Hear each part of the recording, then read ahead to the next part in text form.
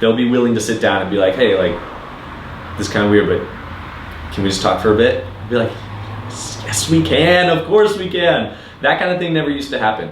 The Mental Health and Wellness Coalition is a group of about 15 student groups on campus and or individuals who are working on projects. The coalition started April or May of last year.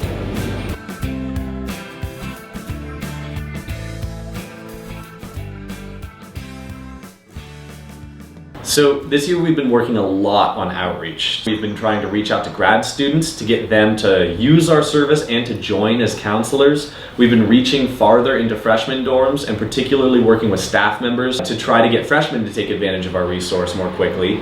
And overall, we've been trying to get our name out on campus. We Continue is a suicide prevention empowerment group on campus.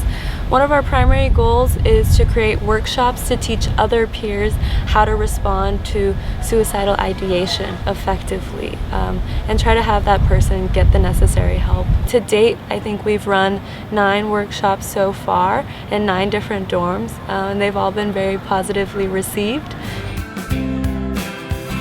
Student life can really take a variety of roles, but this year we really focused on mental health and wellness and sexual assault advocacy. We were able to really connect the student body to the resources that they needed. My name is Megan McAndrews. I'm part of Stanford Mental Health Outreach, and the goal of Stanford Mental Health Outreach is to bring people together who are struggling with mental health issues and generally to create spaces on campus where people can speak more frankly about those issues. This past year, the first thing we did is hold panels in dorms. And then our sort of major event was called Take Back the Stigma, which had a similar premise, which is basically that if we don't talk about these things, people can't find community around them and see that there's not shame in them and become more willing to seek help. People were just grateful that these things that they were struggling with sort of silently were being recognized, and somewhat more of a community was being formed.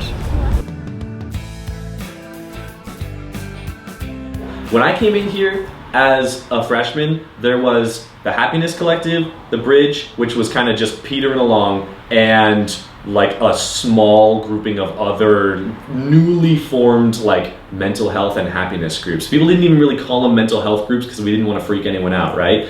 Now there's like over a dozen unique mental health groups. We call them mental health groups. We talk openly about really hard emotional things. We work together in a new coalition that like helps us organize all our activities. iThrive has shot through the roof. I mean, it's unbelievable what has happened in the last 4 years. I'm getting worked up just talking about it. It's incredible. I never thought that mental health and emotional wellness at Stanford could take off so quickly.